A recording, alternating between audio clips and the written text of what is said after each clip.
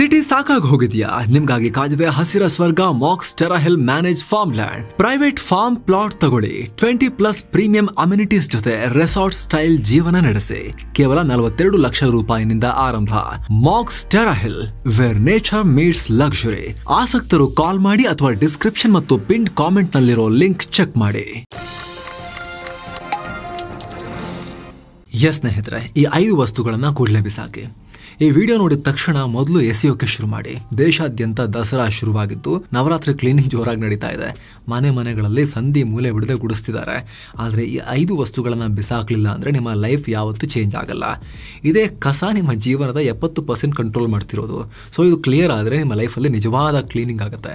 ಆಯ್ತು, ಏನದು ಕಸ? 5 ಕಸ ಯಾವ್ದದು? ಹೇಗೆ ಕ್ಲಿಯರ್ ಮಾಡೋದು? ಇದರಿಂದ ನಮ್ಮ ಜೀವನ ಹೇಗೆ ಬದಲಾಗುತ್ತೆ ಎಲ್ಲವನ್ನ ಎಕ್ಸ್ಪ್ಲೇನ್ ಮಾಡ್ತೀವಿ. ಕಡೆ ತನಕ ಮಿಸ್ ಮಾಡಿದೆ ನೋಡಿ. ನಂಬರ್ 1, ಹಳೆ ಬಟ್ಟೆ ಶೂ ಆಚೆ ಹಾಕಿ.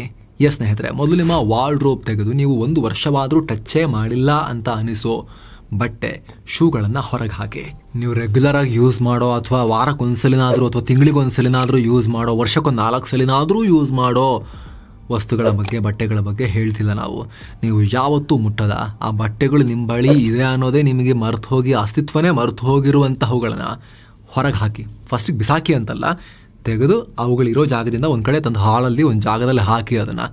ಆಮೇಲೆ ನೋಡೋಣ ಏನು ಮಾಡೋದು ಅಂತ. 2022ರ ಒಂದು ಅಧ್ಯಯನದ ಪ್ರಕಾರ ಜನರು ತಾವು ಖರೀದಿ ಮಾಡಿದ್ರಲ್ಲಿ 20% ಬಟ್ಟೆಗಳನ್ನ ಮಾತ್ರ ವಾರಕ್ಕೊಮ್ಮೆನಾದ್ರೂ ಬಳಸ್ತಾರೆ. ಉಳಿದಿದ್ದು ಕಂಪ್ಲೀಟ್ ವೇಸ್ಟ್. ಅಂಥದನ್ನ ಹೋಗಿ ಕಾಲು ಹಿಡಿದು ದರ್ದರ ಅಂತ ಹೇಳ್ಕೊಂಬಂದು ಇಲ್ಲಿ ಹಾಕಿ, ಹಾಲಲ್ಲಿ ಒಂದು ಕಡೆ ರಾಶಿ ಹಾಕಿ. ನೆಕ್ಸ್ಟ್ ಹೇಳ್ತೀವಿ ಆಮೇಲೆ. ಜನ ಸರಾಸರಿ 5-7 ನಿಮಿಷ ಕೇವಲ ಬಟ್ಟೆ ಆಯ್ಕೆ ಮಾಡೋದಕ್ಕಾಗಿ ವೇಸ್ಟ್ ಮಾಡ್ತಾರೆ ರಾಶಿ ಹಾಕೊಂಡು. ಹೀಗಾಗಿ ಹಳೆ ಬಟ್ಟೆ ದೂರ ಮಾಡಿದ್ರೆ ಟೈಮ್ ಸೇವ್ ಆಗುತ್ತೆ. ಜೊತೆಗೆ ಕಸಕ್ ಹಾಕಿ ಅಂತ ಹೇಳ್ತಿಲ್ಲ, ತಂದು ಹಾಲಲ್ಲಿ ಹಾಕಿ, ಫಸ್ಟಿಗೆ ರಾಶಿ ಹಾಕಿ ಆ ಥರದ್ದೆಲ್ಲ. ಆಮೇಲೆ ಅಗತ್ಯ ಇರೋರು ಕೊಡ್ಬೋದು. ನಿಮ್ಮ ತಮ್ಮಂಗೋ, ತಂಗಿಗೋ, ರಿಲೇಟಿವ್ಸ್ಗೋ ಅಥವಾ ಯಾರಿಗಾದ್ರೂ ಅಗತ್ಯ ಇರೋರಿಗೋ. ಡೆಫಿನೆಟ್ಲಿ ತುಂಬ ಜನಕ್ಕೆ ಅಗತ್ಯ ಇರುತ್ತೆ. ನಿಮಗೆ ಗೊತ್ತು, ಅದನ್ನು ಬಿಡಿಸಿ ಹೇಳಬೇಕಂತಿಲ್ಲ. ಯಾರಿಗಾದ್ರೂ ನೀವು ಅದನ್ನು ಕೊಡ್ಬೋದು. ಅನಾಥ ಆಶ್ರಮಕ್ಕಾದ್ರೂ ಕೊಡ್ಬೋದು. Same rules applies to footwear. Shoes, ಚಪ್ಪಲಿಗಳು ರಾಶಿ ಹಾಕಿಟ್ಕೊಂಡು ಧೂಳು ಹಿಡಿತಾ ಅದನ್ನ ಇಡೋಕ್ಕೆ ಜಾಗ ಇಲ್ಲದೆ ಇರೋ ಥರ ಮಾಡ್ಕೊಳ್ಳೋದ್ರ ಬದಲಿಗೆ ಅದನ್ನು ಕೂಡ ತಂದು ರಾಶಿ ಹಾಕಿ. ಅಗತ್ಯ ಇಲ್ಲದೆ ಇರೋದನ್ನ, ಯೂಸ್ ಮಾಡದೆ ಇರೋದನ್ನ ಹೇಗೇನು ಒಂದ್ಸಲಿ ಅದನ್ನ ರಿವ್ಯೂ ಮಾಡಿ. ನೋಡಿದಾಗ ಎಲ್ಲವೂ ಬೇಕು ಅನ್ಸುತ್ತೆ, ಕೊಡಕ್ಕೆ ಮನ್ಸಾಗಲ್ಲ ನಿಮಗೆ, ಆದರೂ ಕೂಡ ಗಟ್ಟಿ ನಿರ್ಧಾರ ಮಾಡಿ. 1 ಇಯರಿಂದ ಯೂಸ್ ಮಾಡ್ತಿಲ್ಲ ಅಂತ ಆದರೆ ನಿರ್ದಾಕ್ಷಿಣ್ಯವಾಗಿ ಅವುಗಳನ್ನು ಯಾರಿಗಾದರೂ ಕೊಟ್ಬಿಡಿ. ಅವು ಉಪಯೋಗಕ್ಕಾದರೂ ಬರಲಿ, ಅವು ಹಾಗೆ ಸಾಯೋದ್ರ ಬದಲಿಗೆ. ಹಳೆ ಮೊಬೈಲ್ ಕೇಬಲ್ಸ್. ದಿನದಿನಕ್ಕೂ ಟೆಕ್ನಾಲಜಿ ಚೇಂಜ್ ಆಗ್ತಿದೆ. 6-7 ವರ್ಷಗಳ ಹಿಂದೆ ಖರೀದಿ ಮಾಡಿದ ಎಲೆಕ್ಟ್ರಾನಿಕ್ ವಸ್ತುಗಳೀಗ ನಿರರ್ಥಕ. ಈಗ ಆಲ್ರೆಡಿ ನೀವು ಅವುಗಳ ಜಾಗದಲ್ಲಿ ಅದಕ್ಕಿಂತ ಅಡ್ವಾನ್ಸ್ಡ್ ಫೋನ್, ಕ್ಯಾಮರಾ, ಕಂಪ್ಯೂಟರ್ಗಳನ್ನು ಖರೀದಿ ಆಗಿ ಹೋಗಿದೆ. ಸೊ ಹಳೆ ಫೋನ್ ಚಾರ್ಜರ್ಗಳನ್ನು ರಾಶಿ ಹಾಕೊಂಡ್ರೆ ಅವೇನು ಮರಿ ಹಾಕಲ್ಲ. ಹೊಸ ಜನ್ರೇಷನ್ನ ಚಾರ್ಜರ್ಗಳನ್ನು, ಫೋನ್ಗಳನ್ನು ಮರಿ ಹಾಕಿ ಹಿಂಗೆ ಎತ್ತಿ ನಿಮಗೆ ಕೊಡೋದಿಲ್ಲ. ಕೇಬಲ್, ವೈರ್ ವಿಚಾರದಲ್ಲೂ ಕೂಡ ಅಷ್ಟೇ. ಹಳೆ ವೈರ್ಗಳು ಈಗ ವರ್ಕ್ ಆಗದೇ ಇರಬಹುದು. USB ಬಿಟ್ಟು ಈಗ ಆಲ್ರೆಡಿ ನಾವು Type-Cಗೆ ಬಂದ ಆಗಿದೆ. ಅಂಥದ್ರಲ್ಲಿ ನೀವಿನ್ನೂ ಕೂಡ ಹಳೆ ಕಾಲದ ರೌಂಡ್ ಪಿನ್ ಕೇಬಲನ್ನು ಇಟ್ಕೊಂಡು ಅವುಗಳನ್ನು ಒರೆಸಿ ಇಡೋದ್ರಲ್ಲಿ ಏನು ಅರ್ಥ ಇದೆ?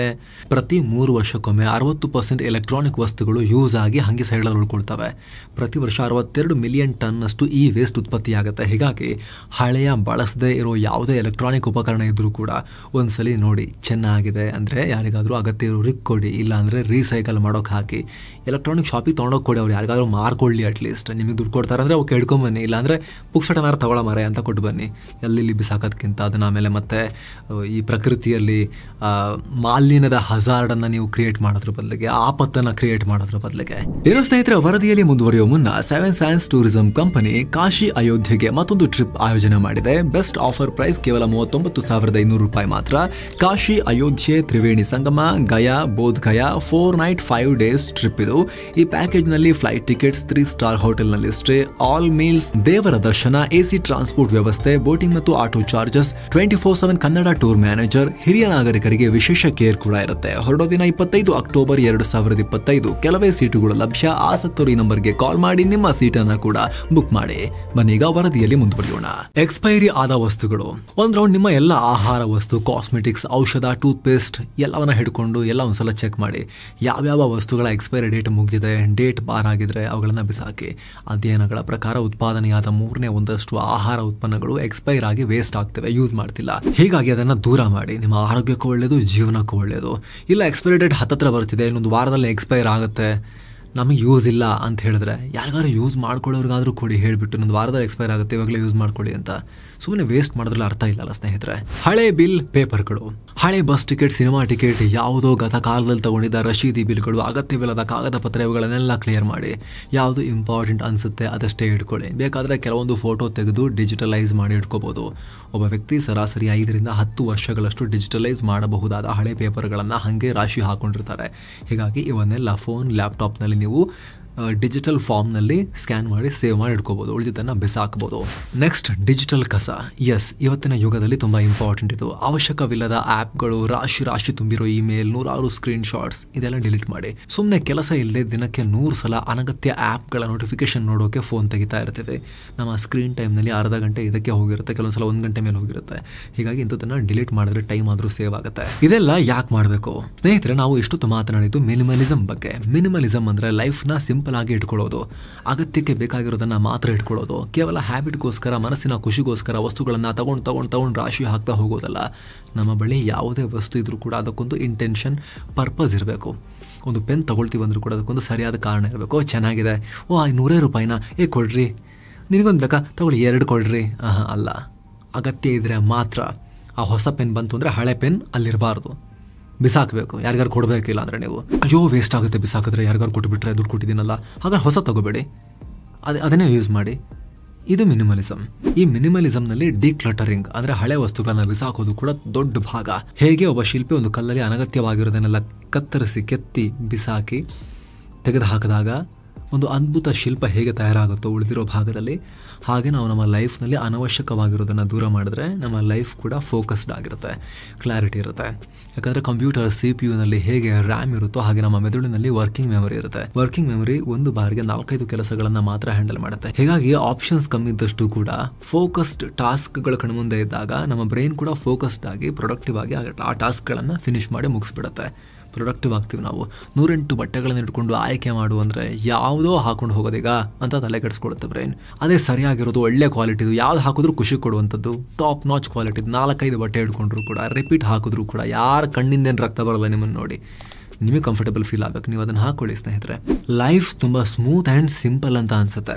ಅದೇ ಕಾರಣಕ್ಕೆ ಆ್ಯಪಲ್ ಪ್ರಾಡಕ್ಟ್ಸ್ ಆಗಿರ್ಬೋದು ಅಥವಾ ಸ್ಯಾಮ್ಸಂಗ್ನ ಹೈ ಎಂಡ್ ಫೋನ್ಗಳಾಗಿರ್ಬೋದು, ಅದನ್ನು ಬಳಸಿದವರಿಗೆ ಬೇರೆ ಪ್ರಾಡಕ್ಟ್ ಅಷ್ಟೊಂದು ಇಷ್ಟ ಆಗಲ್ಲ. ಯಾಕಂದರೆ ಇವರು ತಮ್ಮ UI ಡಿಸೈನ್ನಲ್ಲಿ ಮಿನಿಮಲಿಸಮ್ನ ಫಾಲೋ ಮಾಡ್ತಾರೆ. ಕ್ಲೀನ್ ಲೇಔಟ್ಸ್ ಇರ್ತವೆ, ಪ್ರತಿ ಎಲಿಮೆಂಟ್ನ ಅಕ್ಕಪಕ್ಕ ಸ್ಪೇಸ್ ಚೆನ್ನಾಗಿ ಕೊಟ್ಟಿರ್ತಾರೆ, ಫೋಕಸ್ ಮಾಡಬೇಕಾಗಿರೋ ಕಡೆ ಮಾತ್ರ ಕಾಂಟ್ರಾಸ್ಟ್ ಕಲರ್ ಕೊಟ್ಟು ಹೈಲೈಟ್ ಮಾಡಿರ್ತಾರೆ. ಹೀಗಾಗಿ ಹೈ ಎಂಡ್ ಫೋನ್ಗಳನ್ನು, ಅದರಲ್ಲಿರೋ UI UX ಅನ್ನ ಯೂಸ್ ಮಾಡಿದವರಿಗೆ ಬೇರೆದಕ್ಕೆ ಹೋಗಕ್ಕೆ ಮನಸ್ಸಾಗೋದಿಲ್ಲ.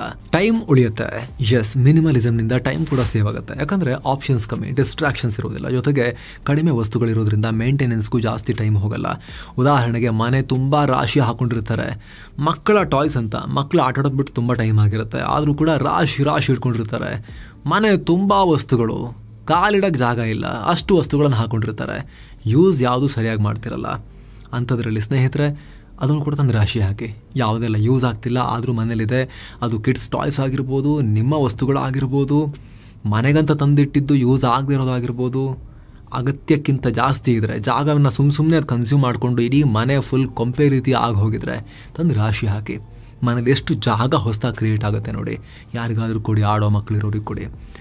ಮಕ್ಕಳ ಚೈಲ್ಡ್ಹುಡ್ನ ನೆನಪಿಗೆ ಬೇಕಾಗುತ್ತೆ. ಓಕೆ, ಮಗುಗೆ 1 ವರ್ಷ ಇದ್ದಾಗ ಕೊಡಿಸಿದ್ದು, 2 ವರ್ಷ ಇದ್ದಾಗ ಕೊಡಿಸಿದ್ದು, ಒಂದೊಂದು ಇಟ್ಕೊಳ್ಳಿ ಸಾಕು, ಉಳಿದಿದ್ದೆಲ್ಲ ಕೊಟ್ಬಿಡಿ. ಯೂಸ್ಲೆಸ್ ಅದು. ಜಾಗ, ಪೀಸ್ ಆಫ್ ಮೈಂಡ್ ಎಲ್ಲ ಒಟ್ಟಿಗೆ ಸಿಗುತ್ತೆ ನಿಮಗೆ. ಕಿಚನಲ್ಲಿ 106 ಪಾತ್ರೆ, ಸೌಟುಗಳನ್ನು ಇಟ್ಕೊಂಡಿದ್ದಾರೆ, ಕೆಲವೊಮ್ಮೆ ಅವಶ್ಯಕ ಇಲ್ಲದೇ ಇದ್ರೂ ಕೂಡ ಅವುಗಳನ್ನು ಕ್ಲೀನ್ ಮಾಡ್ತಾ ಕೂತಿರ್ಬೇಕಾಗತ್ತೆ.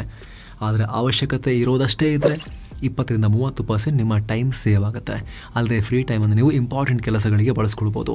ಎಷ್ಟೋ ಜನ ತಮ್ಮ ಮನೆಯ ಹಾಲ್ನಲ್ಲಿ ರಾಶಿ ಹಾಕೊಂಡಿರೋ ವಸ್ತುಗಳನ್ನು ಒಂದು ರೌಂಡ್ ತೀರಾ ಅವಶ್ಯಕತೆ ಇಲ್ಲ ಅನ್ನೋದನ್ನೆಲ್ಲ ಕ್ಲೀನ್ ಮಾಡಿ, ಖಾಲಿ ಮಾಡಿ ಯಾರಿಗಾರು ಕೊಟ್ಟು ಬಿಟ್ರೆ, ಅಗತ್ಯ ಇರೋದನ್ನು ಮಾತ್ರ ಇಟ್ಕೊಂಡು ಬಿಟ್ರೆ ಅವ್ರು ವಾಕ್ ಮಾಡೋಕ್ಕೆ ಹೊರಗೆ ಹೋಗೋ ಅವಶ್ಯಕತೆನೇ ಇಲ್ಲ. ಮನೆ ಹಾಲ್ನಲ್ಲೇ ಅಲ್ಲಿಂದ ಇಲ್ಲಿಗೆ ವಾಕ್ ಮಾಡ್ಬೋದು, ಅಷ್ಟು ಜಾಗ ಉತ್ಪತ್ತಿ ಆಗುತ್ತೆ. ದುಡ್ಡು ಕೂಡ ಸೇವ್ ಆಗುತ್ತೆ. ಸ್ನೇಹಿತರೆ, ಇದು ಮಿನಿಮಲಿಸಮ್ನ ದೊಡ್ಡ ಬೆನಿಫಿಟ್. ಯಾಕಂದರೆ ಹೆಚ್ಚು ಪರ್ಚೇಸ್ ಮಾಡೋದಿರಲ್ಲ, ಅಗತ್ಯ ವಸ್ತುಗಳನ್ನು ಮಾತ್ರ ಪರ್ಚೇಸ್ ಮಾಡೋದು. ಹೀಗಾಗಿ ಸಾಕಷ್ಟು ದುಡ್ಡು ಸೇವ್ ಆಗುತ್ತೆ. ಹಾಗಂತ ಮಿನಿಮಲಿಸಮ್ ಅಂದರೆ ಏನೂ ತಗೊಳ್ಳೇಬಾರ್ದು ಅಂತಲ್ಲ, ಸಾಮರ್ಥ್ಯಕ್ಕೆ ಅನುಗುಣವಾಗಿ ತಗೋಬೇಕು. ದೇಶದ ಎಕಾನಮಿ ಮುಂದೆ ಸಾಗಬೇಕು ಅಂದರೆ ಖರ್ಚು ಮಾಡಬೇಕು. ಆದರೆ ಹೆವಿ EMIಗಳು, ಹೆವಿ ಲೋನ್ ತಗೊಳ್ಳೋದು, ಕ್ರೆಡಿಟ್ ಕಾರ್ಡ್, ಸಾಲದ ಮೂಲಕ ಭವಿಷ್ಯದ ಆದಾಯವನ್ನು ಈಗಲೇ ಖರ್ಚು ಮಾಡ್ಕೊಳ್ಳೋದು, ಇದನ್ನು ಮಾಡಬಾರ್ದು ಅಂತ ಮಿನಿಮಲಿಸಮ್ ಹೇಳುತ್ತೆ. ಇದೇ ಹಣವನ್ನು ನಾವು ಒಳ್ಳೆ ಆ್ಯಸೆಟ್ಗಳಲ್ಲಿ ಹೂಡಿಕೆ ಮಾಡಿ, ಅಪ್ರಿಷಿಯೇಟಿಂಗ್ ಆ್ಯಸೆಟ್ಗಳಲ್ಲಿ ಹೂಡಿಕೆ ಮಾಡಿ ವೆಲ್ತನ್ನು ಕ್ರಿಯೇಟ್ ಮಾಡಿ ಗ್ರೋ ಮಾಡ್ಬೋದು ಕಳ್ಕೊಳ್ಳೋದ್ರ ಬದಲಿಗೆ. ಜೊತೆಗೆ ಸ್ನೇಹಿತರೆ, ಮಿನಿಮಲಿಸಮ್ನ ಇನ್ನೊಂದು ಮುಖ್ಯ ಭಾಗ ಏನು ಗೊತ್ತಾ? ಕೊಡೋದು, ಗಿವಿಂಗ್. ದೊಡ್ಡ ಮನಸ್ಸಿರಬೇಕು. ಎಷ್ಟಾಗುತ್ತೋ ಅಷ್ಟು ಕೊಡುವುದರಲ್ಲಿ ಸುಖವನ್ನು ಕಾಣೋ ಅಭ್ಯಾಸ ಇರಬೇಕು, ಖುಷಿಯನ್ನು ಕಾಣೋ ಅಭ್ಯಾಸ ಇರಬೇಕು. ನಿಮ್ಮವರಿಗೆ, ನಿಮ್ಮ ಪ್ರೀತಿ ಪಾತ್ರರಿಗೆ, ನಿಮ್ಮ ಆಪ್ತ ವಲಯಕ್ಕೆ, ನಿಮ್ಮ ಕುಟುಂಬದಲ್ಲೇ ಆಗಿರ್ಬೋದು, ನಿಮ್ಮ ಫ್ರೆಂಡ್ ಸರ್ಕಲಲ್ಲಿ ಆಗಿರ್ಬೋದು, ಅಥವಾ ಇವೆರಡೂ ಅಲ್ಲದೆ ಹೊರಗಡೆ ತುಂಬ ದೂರದಲ್ಲಿ ಯಾರೋ ಅವಶ್ಯಕತೆ ಇರೋರಿಗಾಗಿರ್ಬೋದು ಹೆಲ್ಪ್ ಮಾಡೋದು. ಅಥವಾ ನಿಮ್ಮ ದೊಡ್ಡ ಆದಾಯದ ಒಂದು ಭಾಗದಲ್ಲಿ ಒಂದು ಸಣ್ಣ ಭಾಗವನ್ನು ನೀವು ಆ ರೀತಿ ಖರ್ಚು ಮಾಡೋದು. ತಂದು ರಾಶಿ ಹಾಕೊಳ್ಳೋದ್ರ ಬದಲಿಗೆ ಗಿವಿಂಗ್ಗೆ, ಕೊಡೋದಕ್ಕೆ ನೀವು ಸ್ವಲ್ಪ ಫೋಕಸ್ ಮಾಡೋಕ್ಕೆ ಶುರು ಮಾಡಿದ್ರೆ ನಿಮ್ಮ ಲೈಫ್ನಲ್ಲಿ ಹೊಸ ಡೈಮೆನ್ಷನ್ನನ್ನೇ ಅದು ಓಪನ್ ಮಾಡುತ್ತೆ. It's A different feeling. ಅದು ಕೂಡ ಮಿನಿಮಲಿಸಮ್ಗೆ ಅಟ್ಯಾಚ್ ಆಗಿರೋ ಒಂದು ಭಾಗ. ಸ್ನೇಹಿತರೆ, ನಾವಿಲ್ಲಿ ಇಷ್ಟೆಲ್ಲ ಯಾಕೆ ಹೇಳ್ತಾ ಇದ್ದೀವಿ ಅಂದರೆ, ಒಂದು ಕಾಲದಲ್ಲಿ ಹೀಗೆ ಇತ್ತು ಜಗತ್ತು, ಎಸ್ಪೆಷಲಿ ಭಾರತದಲ್ಲಿ. ಆದರೆ ಬರ್ತಾ ಬರ್ತಾ ನಾವು ಫುಲ್ ಬದಲಾಗ್ತಾ ಇದ್ದೀವಿ. ನಮ್ಮ ತಾತ ಮುತ್ತಜ್ಜರ ಕಾಲದಲ್ಲಿ ಇವಾಗಿನ ಥರ ಪ್ರಾಬ್ಲಮ್ಸ್ ಆವಾಗಿತ್ತು, ಬಟ್ ಇವಾಗಿನ ಥರ ಇರಲಿಲ್ಲ, ಬೇರೆದಿತ್ತು ಅಷ್ಟೇ ಅವಾಗ.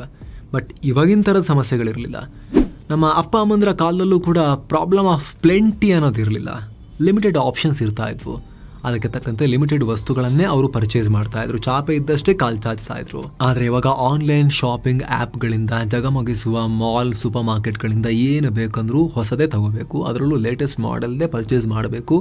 ವರ್ಷ ಮಾಡೆಲ್ ಪದೇ ಪದೇ ಚೇಂಜ್ ಆಗೋದು. ಮತ್ತು ನಂದು ಹಳೇದಾಯಿತು ಅನ್ನೋ ಫೀಲಿಂಗ್ ಬೇರೆ ಲಾಸ್ಟ್ ಇಯರ್ ತಗೊಂಡವರಿಗೆ.